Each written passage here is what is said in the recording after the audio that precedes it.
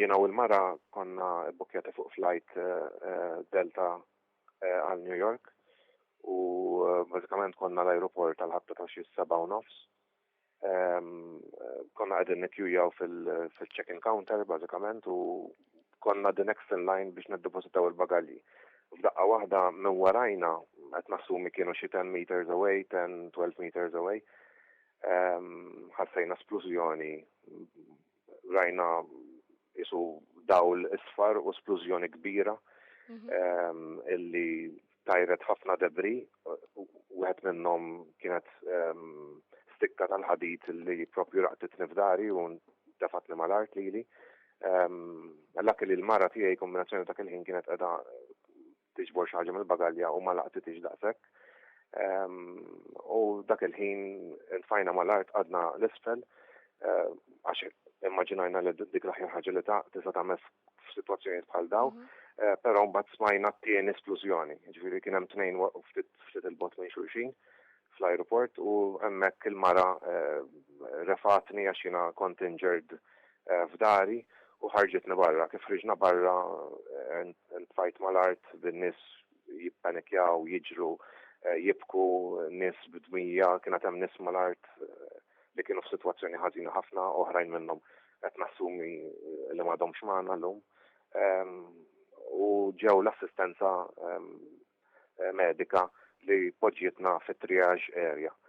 Minn hemmhekk, għax kien hemm episodju ieħor jien ovvjament ma stajtx niċċaqlaq, waqt li konna qegħdin fit-triage ftit il-bot mit-terminal kien hemm apparentement xi sker oħra u rajna l-pulizija jiġru tal-fire engine jiġru kulħadd jiġri u bażikament iddeċidejna li nisforzaw tru l-ġieħ u marru nistaħbew x'imkien ieħor għax ħasibna li kien hemm xi persuni li kienu qegħdin jisparaw jew xi terroristi oħra li daħlu l-ajruport.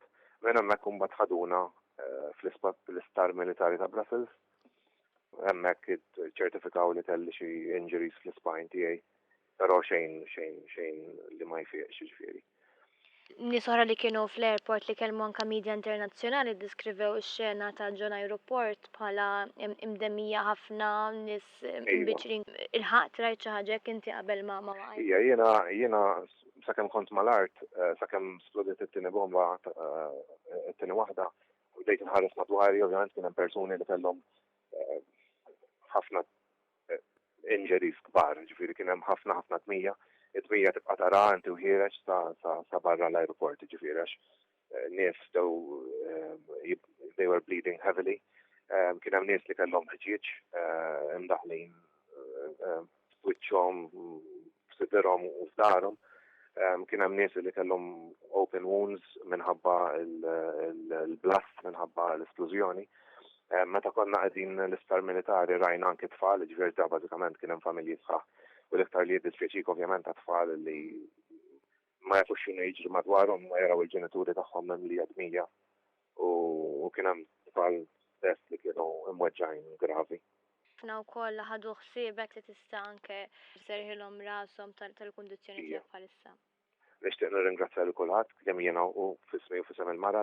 Min-naħa tagħna il-mara tqila, però jidher li ma kienx hemm effetti negattivi fuq il-mara u kemm fuq it-tarbija.